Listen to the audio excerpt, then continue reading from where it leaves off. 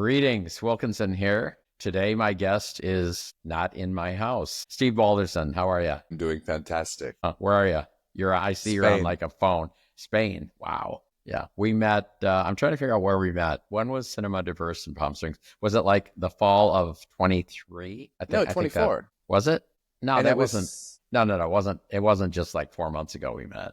Was it? yes, Or it was. Is it in the spring? No, it was in like, Okay. All right. Oh, then I wasn't too delinquent in reading your book. You were. no, it was just a few months ago. All right. My timeline is like, meh. I've had so much going on. Anyway, yeah, you were so generous with me. We met in like, I think within a minute, you gave me one of your books. Thank you. It showed me how generous you were. And it was like, I liked you immediately. And I looked forward to this. And finally, we're doing it. Yay. Here we are. So I think I want to, so as of right now, so I've read 3 of your books. I've watched 3 of your films. Your latest film, I've watched like 6 or 8 times. Everyone that comes to my house, if they say I have people staying here, I go, we got to watch this. It's literally, I'm pretty sure you're my favorite film now. Thank you. That film is Sex, Love, Venice, right? Yes. So, and just before we go on, did you change the name of that? Because at Cinema Diverse, I don't think that was the name that was on it. No, at Cinema Diverse, it was called Love Venezia. And I knew from the beginning, just as a person who's familiar with marketing, that people in North America can't spell nor say Venezia. So, Right. But there's also a different kind of power that comes with Sex, Love, Venice that the other title didn't have. And when we were kicking around all the possibilities, because there were a dozen, that was the one that always just jumped out from the beginning. Well, I like it. I love it. So, but we're going to talk about that later, the specifics of that. But right now, I'm intrigued to know more of your story, and I want to know more about you. So the purpose really is, I guess I should say this, the purpose of my podcast is to reach the gay man or LGBT, Q, but mostly gay men in little towns that have no real gay experience. So it's like real life stories is really what we're sharing. And that's what I get the most feedback on. So cool. You're a gay guy. Mm-hmm. When did that happen? When did you figure that out? Well, this is an interesting thing. I was never in the closet. But I was never necessarily out. I was always just me. And I didn't know any better because growing up in Kansas, which is where I was from, there were no other gay people. So I didn't know you were supposed to be in the closet. I had a totally different set of circumstances. My parents were very supportive of just being a good person, and my father's a serial entrepreneur and had business and work ethic, a healthy mindset about living were more important than some of these other sort of topics. Right. We traveled a lot. So I was able at a very young age, my grandparents took me to Europe when I was 10 or 11. And I think the exposure to all of that and knowing that this big world was out there from a very young age I never felt suffocated by growing up in Kansas. It was almost as if I was in a little bit of a bubble spiritually and psychologically on my own, and, I mean, I was teased and I was bullied, but I was bullied and teased because people thought we were rich. And it was the stigma of, well, that must be nice. That living in the house. I mean, it wasn't a big house. And, oh, you got a new car, must be nice, And I always wanted to say, you know what, it is. But it wasn't like, Right. It's just that the business that my family started, which was called Balderson Inc., in this little tiny town of Wamego, Kansas, was an economic provider to the community. So a percentage of the entire town, I don't know what percentage, worked there. Right. So in their eyes, we were the whatever. Yeah. And in reality, that's not true. But in the perception, I understand it. So those were the reasons why I was different. And I didn't fit in because of those reasons. I was always really tall. I was not into sports. I wasn't even into theater. I just didn't quite fit in. I was really in my own little place. I had some good quality friends and they accepted me for who I was.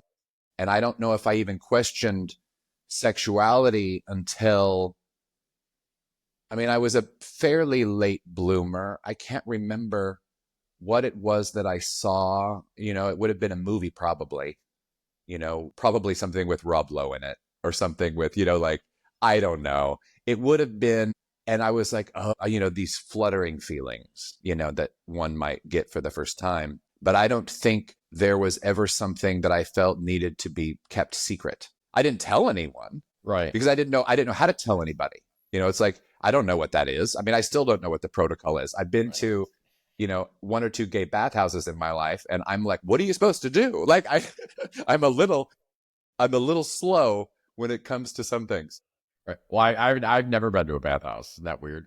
Never. Well, it wasn't actually a bathhouse. It was allegedly a normal spa, but it just happened to be activity. And I'm like, I don't know. Anyway, Did you have other friends that were boys? I did. And from what all I could tell, I mean, they were artistic. They were interested in alternative music or watching crazy movies or foreign films, but they weren't necessarily gay. And I don't know if sexuality was a big topic among us. That was my real question. It was like, so you're with your male friends, these boys, and it's like, so that when did they get the fluttering you just talked about when they saw the girl with the boobs? I mean, did you know there was a difference there or not? I did not know that. And in fact, I would almost categorize all of us as the nerdy, geeky subtype that were kind of not sexual, not sporty, not, we were just nerds, and not book nerds. Although I think most of them got really good grades. I didn't do well in school because I just didn't. But no, I don't think it ever came up in the traditional way. And it wasn't until I think I was 17. I can't quite remember how old I was when I lost my virginity. And it was a hand job virginity. It wasn't even, whatever. But it was with a hotel concierge in a different city. And afterward, I felt totally ashamed. And I had thought I had done something wrong. And I cried for like an hour because I didn't know how to process any of it. How explicit can we be? Or do you just bleep it later? No, it's fine. I don't know where we are in here. If 5 minutes, we can't swear for the first 5 on YouTube. After that, we're good. And we can talk about, I think we've been more than 5 minutes. I don't know. So, well, I'll find a way to say it in an intelligent way. I am not so articulate, but when my gay friends want the dirt baby. No, I'm going to tell you. I'm going okay, all right. I'm going to use in a way. Yeah, okay. I'm going to use a different word to describe the same activity. Okay. At the end of the activity, when I presented my protein, exactly. Now, it was in an old elevator. So it was one of those old elevators that if you pulled the door open between floors, it would just stop. And then you could push the door back and it would continue. So we were in the elevator stopped between 2 floors, and I provided my protein all over the elevator. And really? The first thing I said was, well, no, that person said, wow, that's a lot of protein. I mean, in his own way. And I said, is that bad? Because I didn't know. Now, you had jerked off though, right? By yourself, right? Sure. But but just doing it with someone was the new part, right? Correct. Okay. And I mean, we were making out. And I mean, it's so interesting because, I mean, that's a long ass time ago. I can't quite remember. But I do remember the awkwardness of, prior to that, we were in an apartment that I don't think belonged to this person. If you work at as a concierge in this building or at this hotel, and this is your apartment, I knew already that it didn't add up. It was too nice. Okay. And I felt as though I was scared that someone was going to come back and find you. Yeah. And I don't know whether this person, it was, who knows? I mean, maybe it was theirs. I don't know. But that's when we went into the elevator. So I was already nervous. And I remember that. I remember the protein in the elevator and the comment. And I remember crying for an hour afterwards, going back to where I came from. Did you leave the protein in the elevator? Yes. Very interesting. Yeah, that was so bizarre. That was such a bizarre story. But I do remember then when I went back to school, because that was between my junior and senior year of high school. I remember when I walked into school that following autumn, I felt like a totally different person. And it gave me a little bit of a sense of, it provided an edge that allowed me to do some things deliberately provocative. Really? And I don't know what my motivation was, but I would literally be provocative just to provoke people. And I remember having a sense of, all these things people shove under the rugs to hide them. And I think my purpose that year was to expose them, and I mean, I was a bit of a jackass, but it was also a time when I was learning, I didn't know who I was as an individual, but I think, I bleached my hair, I shaved my head, I wore, crazy clothing. I did the typical stereotypical things one would do to deliberately be provocative. And it's odd because I don't like attention. So, but that's what I was doing, was I was seeking attention, and the principal of my high school pulled me aside one day and he said, why don't you quit all this art bullshit and join the football team? And if you did that, your life would be so much easier. And when I looked at him, I literally told him to get out of my life. And I was a bit of a... Did you use the F word to tell him or no? No, I did. I was just going to say, I was wondering if we were past 5 minutes. We're good. I looked at him in his face. I was in his office and I was like, fuck you. And I literally just said it out loud. And I got up and I never listened to authority again in that school. And I think my grade point average was like 2.3. But I somehow managed to have had all my credits, and I was able to graduate in December, a semester early of my senior year. He probably wanted you gone. Oh, they all did. No, they all did. I would go to lunch break and I would go to a restaurant and have like a nice lunch. It was a hamburger probably. And when I went back, I was probably 30 minutes late going into history class. And my history teacher would always look at me and say, where have you been? And I'm like, well, I was having lunch. I was a nightmare for the school staff. Some of them were really lovely people and others weren't so much. No, I was a rebel. I was a little bit of a punk. I've always had a little bit of a rebellion in me. It's just differently presented today than it was back then. Well, when I hear that story of what he said to you, I think I've talked to so many people on the podcast, and I'm curious. I'm always talking to people anyway, but that moment could have been one where you went the other way, and it could have totally changed the trajectory of your life. Just somebody saying something to you can do that, but you escaped. Yeah, I've always been really strong-willed, but I think everyone in my family has, like, forever. Like, you get something in any of our heads, and there's not any budging it. Okay, before we move on from the elevator story, yes, how old was he, do you think? That's so funny. You were 17. Was he like 30 or was he 21, or what do you think? He was anywhere. He had to have been 20 because I remember or 20s, because I remember thinking at the time that, when you're 17 years old, somebody who's 35 seems like they're way old, an adult. Right. And I don't think he was that. I think he had to have been a college kid. He had to have been in to have that job. Maybe not. I would guess 24, 25. I have no idea. 20s. Okay. And my last question is, were you the only one with your protein machine out, or did he have his out too? Oh my God, I have no idea. Really? It may have just been me. Okay. We were primarily mostly clothed the entire time, and I don't think he had. I can't remember. But I think I would remember, although it was such an internal self thing that even if he had, I don't know if I would have noticed, because I was so internally like, what is happening? What is happening? What is happening? Right. Well, that's the great thing about being a male. As the little girl said to the little boy, well, that's a handy thing to bring to picnics. You don't have to get undressed. You know what I mean? All right, let's move on. Yeah. So I neglected, we talked a little about your movies and I mentioned your book, but tell everybody, who are you? What have you done? Now, you're a writer, you're a filmmaker, you're an author. What else? I just say I'm an artist. And and even more general than that is I'm a visual storyteller. Whether I use words to do that or images to do that, it's still a visual storyteller. It's still a visual story to me. So, when I was, 4, 5, 6 years old, my grandfather, who took pictures constantly, he had a camera around his neck every day, would take hundreds of thousands of photos. I'm not joking. And of just the sofa. It didn't matter what it was. He just took pictures all the time. He was also a gadget guy. So he had a big Betamax camcorder that was like the brand new thing. Right. And he let me play with it. So at that age, I would take it home and film stuff and boss my brother and sister around. I was the oldest child, and they were each 3 and 4 years younger than me. And they, along with the neighborhood children, were my guinea pigs for we need to do this. And I'm just going to conduct and be the boss of the whole neighborhood.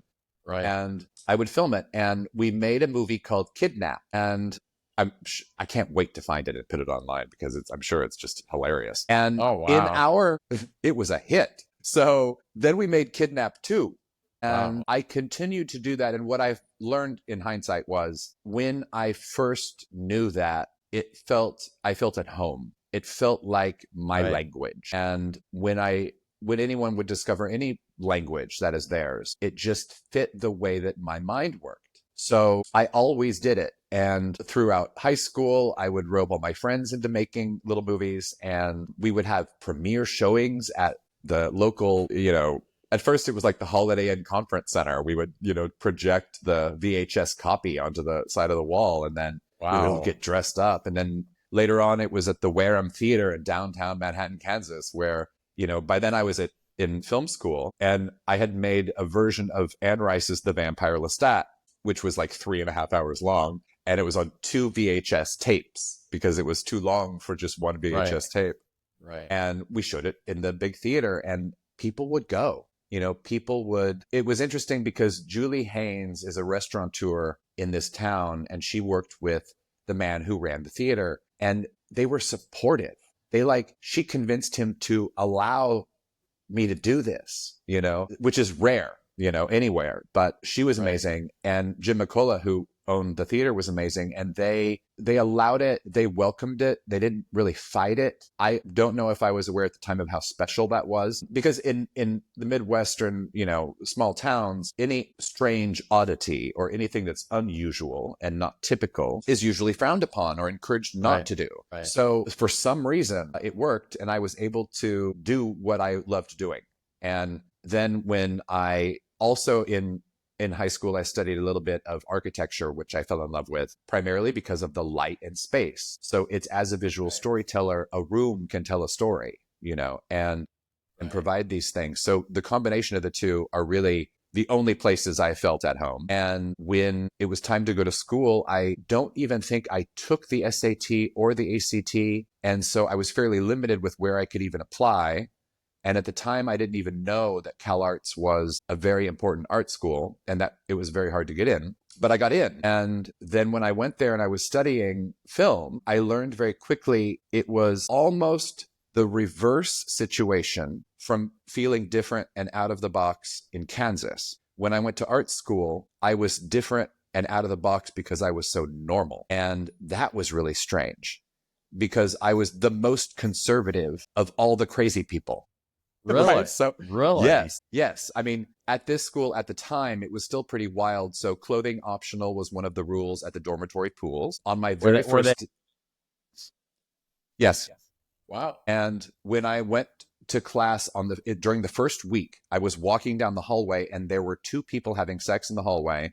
There were professors walking by. And I was just like, what is going on here? So I went into my dean's office, and I don't think I used these words, but I basically said, have I missed something here in the program? I'm like, what is going on? Right. But his answer to me has always stuck with me. And he said, here we believe that as long as you aren't causing yourself or anybody else harm, you are free to do what you like. Because the truth is, if you don't like seeing something, you have the power to close your eyes, turn around, and walk away. Wow. And when I heard that, I was like mind blown, because that's just something that hadn't occurred to me before.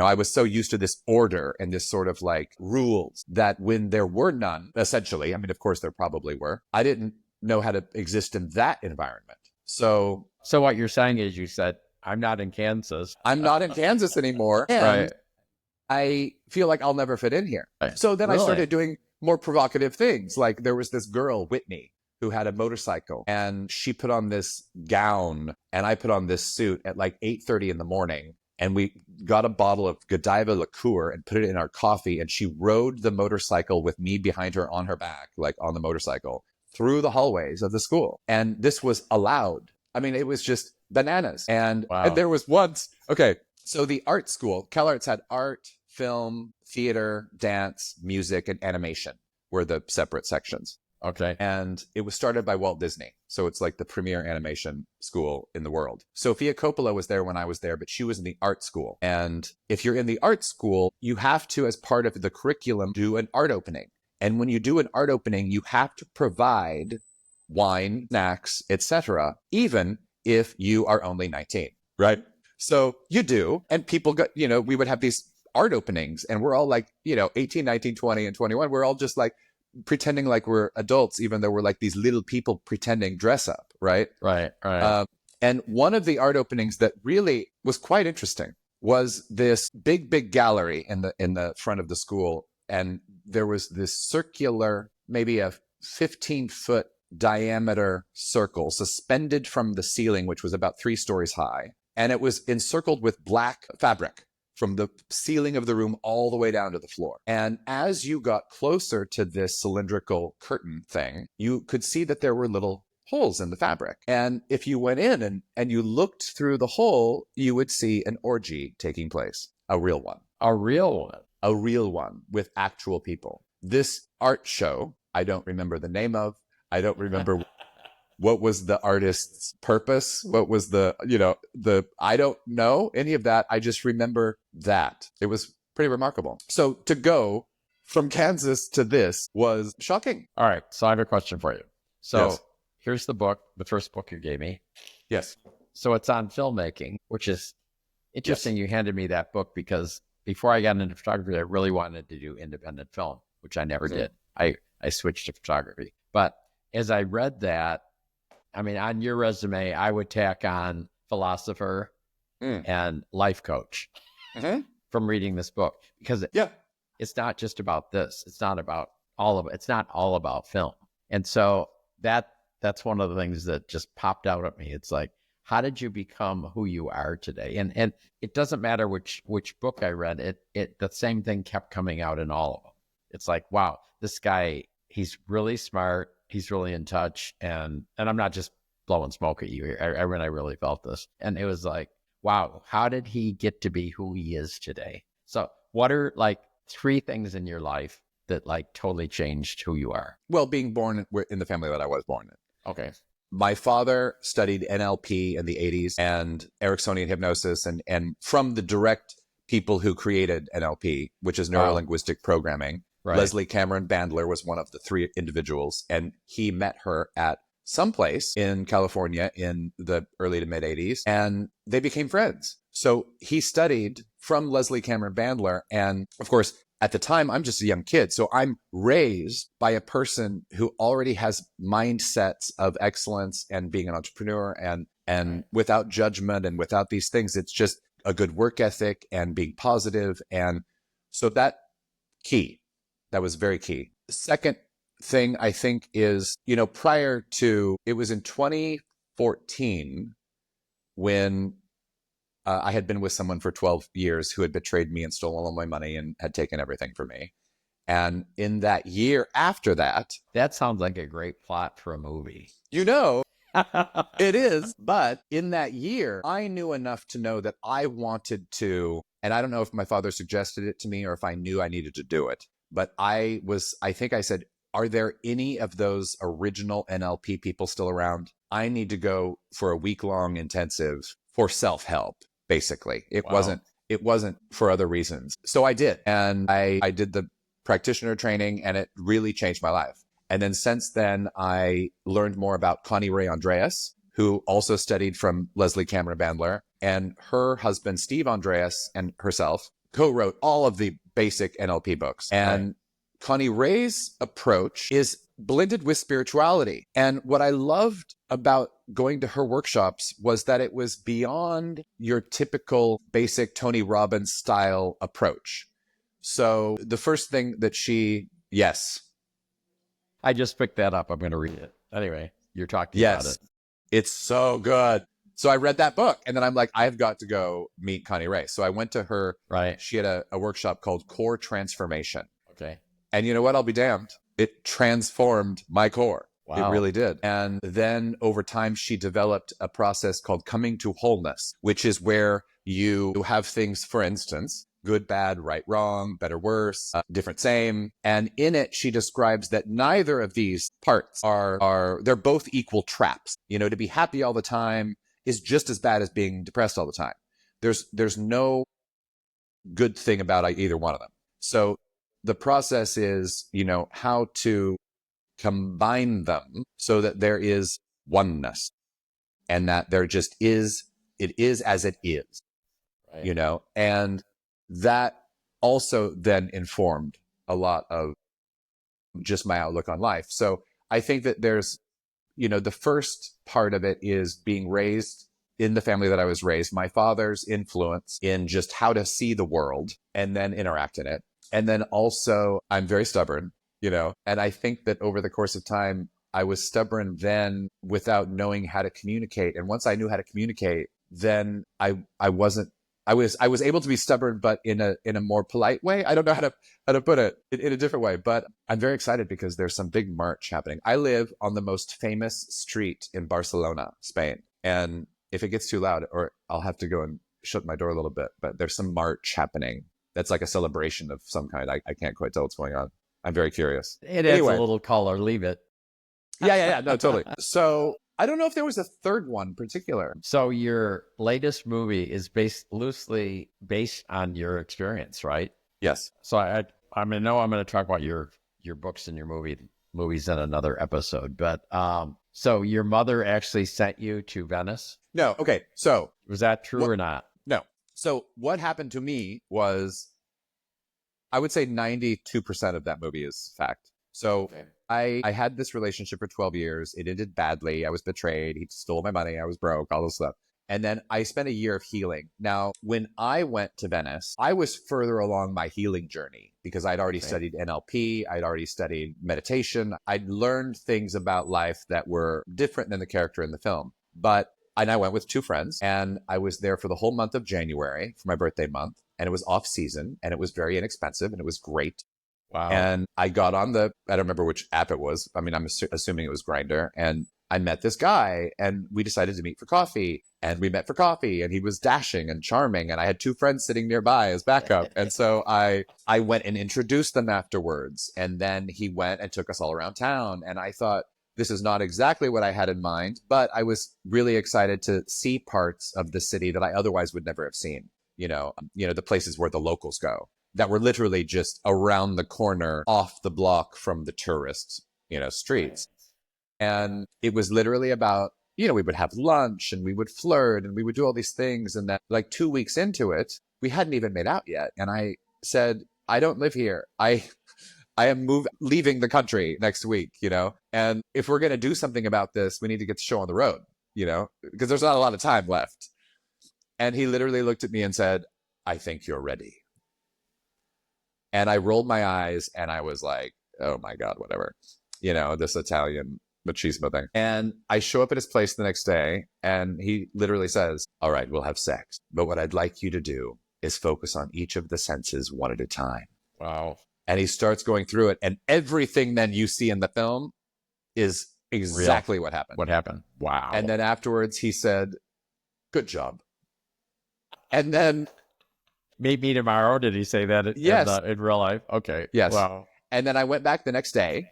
And that was when he said, okay, today we'll have sex. But what I'd like you to do is focus on what you're doing and how it might affect my senses. So that was really fun because I could do things that I enjoyed, but I learned, sometimes you might get a response from the other person and sometimes you might not. So, some people have sensitive nipples and some people don't, and so I would try to explore and find out what were the things and what weren't, and that was really fun, to just sort of like find out about the other person. And I learned I was quite good at a couple of things that day. And that was exciting. And wait, you just blushed a little bit. My God.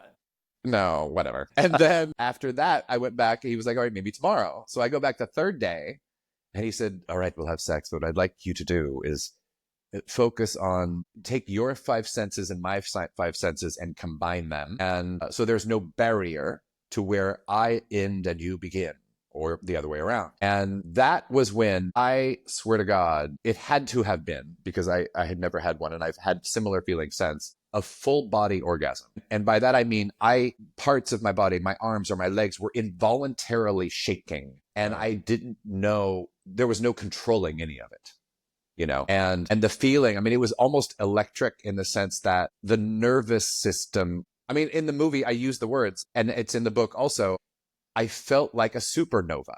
And I don't know how to otherwise articulate it. It's like literally at that moment, I understood the universe, and it was beyond just, it wasn't sex. I mean, it was, but it was so much bigger than that. And after that was like, I mean, I never had experienced anything in my life, and I had just turned 40.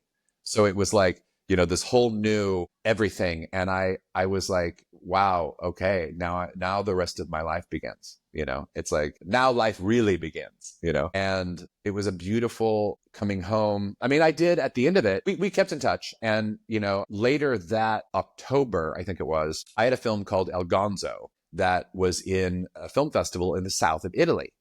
So I stopped in Venice on the way just because I love the city, and we met him for happy hour. And my dads were with me. My best friend Jennifer, who had been there, in the previous January, was there, and he came to meet us for drink at this Cicchetti bar. And what was so remarkable was when I saw him again, there was zero sexual chemistry, but an overwhelming sense of love and wow. Right. Love and wow. And it was, I just sat there and I thought, what a beautiful person. It was like seeing an old mentor, or but bigger. It was so interesting. And over the years, we've kept in touch. And by that, I mean, maybe once a year, maybe once every year and a half or whatever. Right. And when it came time to come film this movie, jump ahead 10 years, I remembered in my mind that he had owned or managed different Airbnbs. So I reached out about renting some of them to house the cast and crew during the movie. And I only got to see him for about 10 minutes because my schedule was so grueling filming that, and so was his with his work. I didn't even get to say hi really until we were basically leaving town. But very cool, like totally cool. And this was the most amazing thing. So I reached out when I first moved here, and I'm going to try to remember exactly. Oh my God, it was just so beautiful. I mean, I almost wept when I read it. The text read, "How beautiful. Have you found love there?" Wow. And I said, yes. But what he meant was lesson number 4, which is in the film. When I showed up and he said, find love in everyone you meet, and it doesn't have to be big. Just find something to love about them. And it could be a neighbor, a passerby, a person on the street, a lover, it doesn't matter. But try to find something genuinely to love about them. Right. And because then whatever you create will come from that place. And so that's where I left Venice. And that also changed my life, my mindset. Maybe that's number 3, out of the things that made me who I am. Because when I approach any situation, any person, there is no judgment. They are as they are. And I didn't get into this in the movie, but in my book, Accessing Creativity, I mentioned it, which is preference. So judgment doesn't exist, but preference does. And I might prefer to hang out with someone who's honest than someone who's dishonest, but that doesn't mean that this dishonest person is a bad person. It's just not what I'm in. I'm not into that. Right. So that's the thing. But yeah, so that's essentially my story. Now I decided to send myself to Venice myself. Okay. And I've always collected airline miles and hotel points and looked for off-season travel and all this stuff. So it was my idea. Now, for the sake of, I have very supportive parents, and they're not rich, but that's a big, that's a bit of a sort of paying homage to how the world thinks we are. You know what I mean? Right.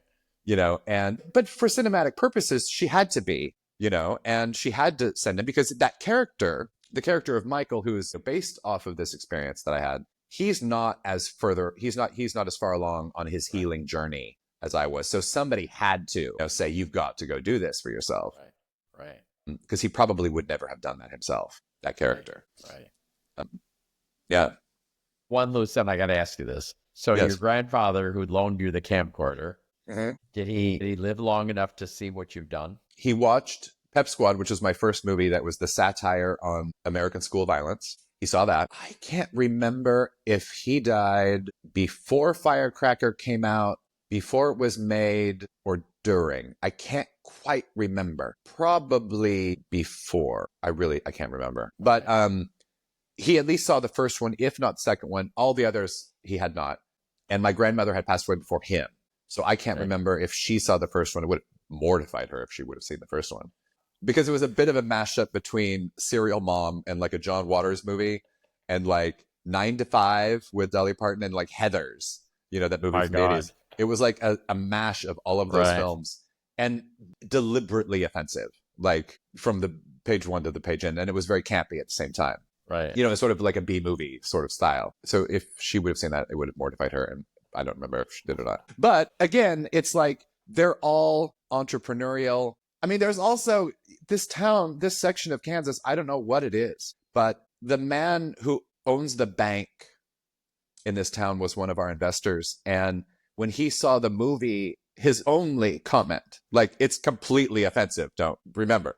Right. He said, there aren't enough tits. And I was like, but there are.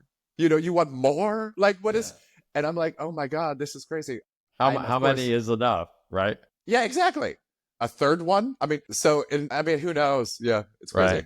Wow. Yeah. Huh. What made you, well, maybe that's in the next episode, I don't know. But I mean, what I mentioned earlier about all the little gems that you stick into your books and your movies. It's like, what caused you to do that?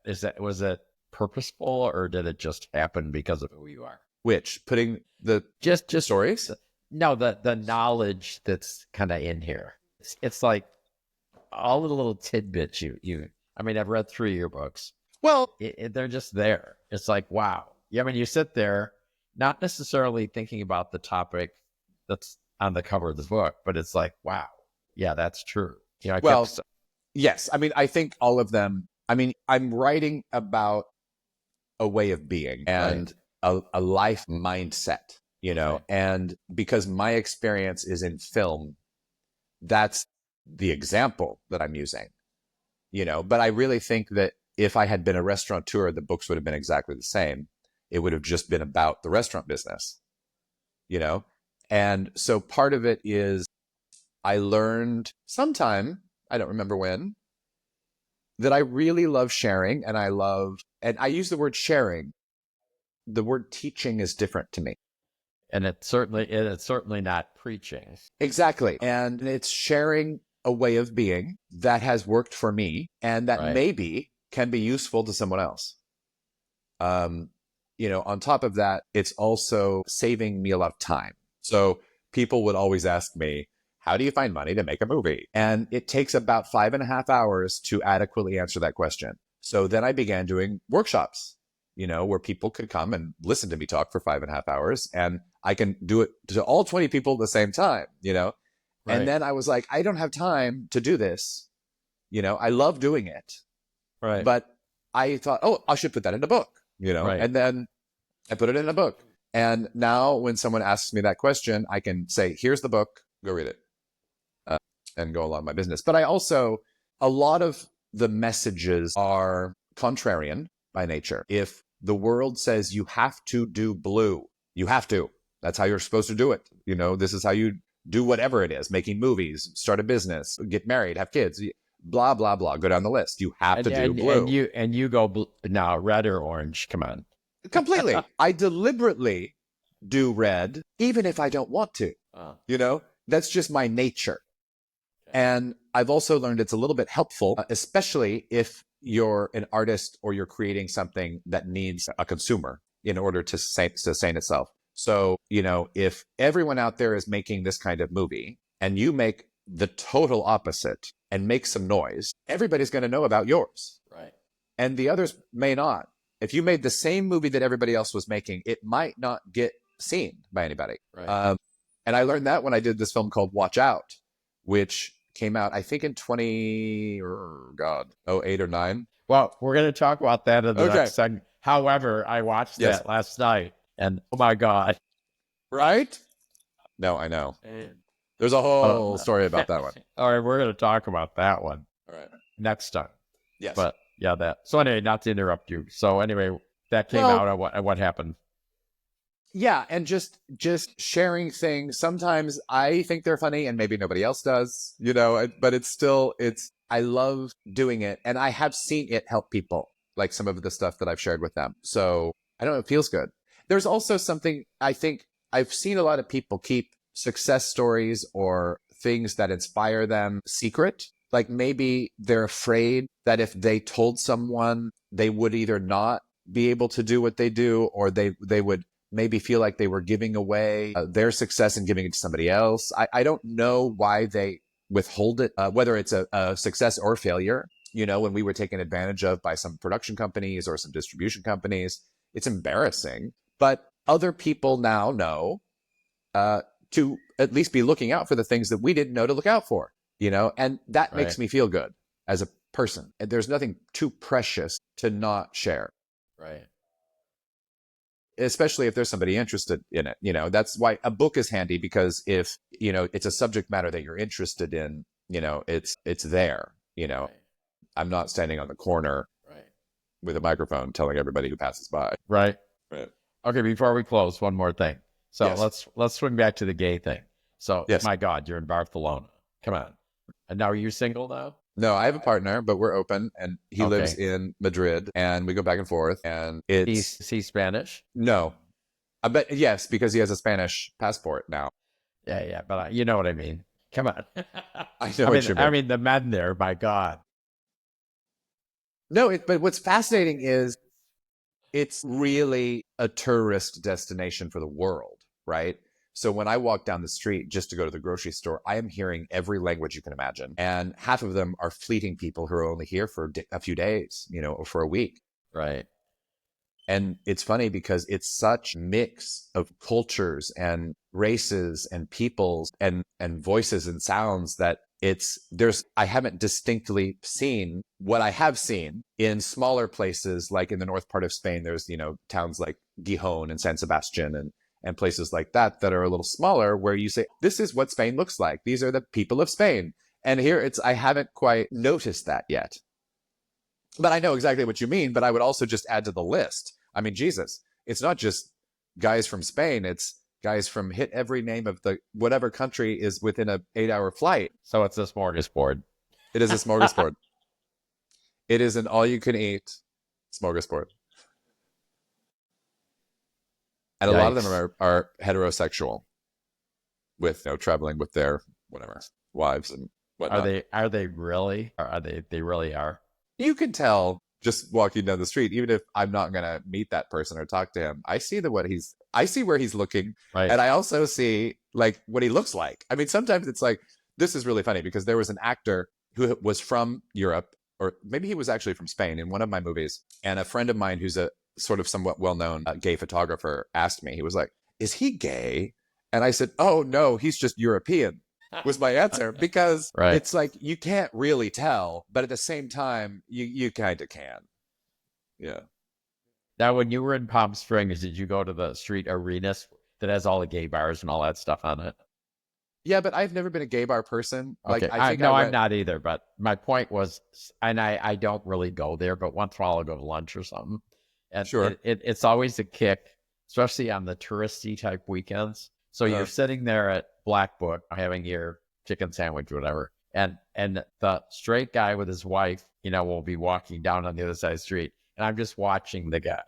Yes. And he's like, my God. And I remember that feeling because when I was married to the woman, right, it was a miserable marriage for most of the time. We always used to fight. We couldn't have dinner without fighting, seriously. But I would be on Capitol Hill in Seattle, you know, the gay ghetto. And I'd be at this, it's called the Broadway Grill. And I would be sitting there fighting at the, you know, 2-person table, fighting with her. And I'd be looking over at the table with 6 or 8 gay guys having so much fun. And it'd be just like, you know, and I was attracted to that, but I hadn't come out to myself. I knew I was attracted to men, but I didn't know I was gay, if that makes any sense, until they. Yeah, sure. So, but I get it. It's like, but I still had my own little fantasy about living where you are. And because, you know, I was a super host for couch surfing and Airbnb, and I'd have people from all over the world.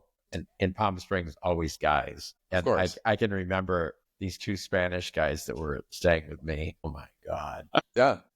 No, I know. I got to tell you this quick story. So I'm really big on air and like being outside. And so Yes. I slept outside for 9 months, every night for 9 months in Palm Springs, Oh, cool. including through the winter. The only time I went in the house is if it was raining and the rain was blowing sideways. Then I'd went in. But otherwise, I'm out there. So we're all in the hot tub. Everybody's kind of getting frisky. I'm really tired. I'm sleeping outside. And the Spanish guy, one of them, the really, really hot one, I'm like, just like 1 a.m, I'm almost asleep. And he comes up to me and I wake up and he's buck naked standing right there in front of me. And I go, I'm so tired. My friends couldn't believe it. And he went in the house and met with 2 other guys that were in the house staying in there, and off he went. But wow, he was so hot. Yes. So that's my Amazing. fantasy. So Amazing. Anywho, I think we're done for this episode. One Yes. more question. Yes. How do you live your life? What do you live by? What's the main thing you live by? Finding love in everyone I meet and expressing kindness whenever possible and Right. humor. Kindness and humor. I like it. Thank you so much for being on here. Thank you for having me. This is great. We're going to do the next episode very shortly. So Yes. thanks for coming on. Sure thing. Cheers. Cheers.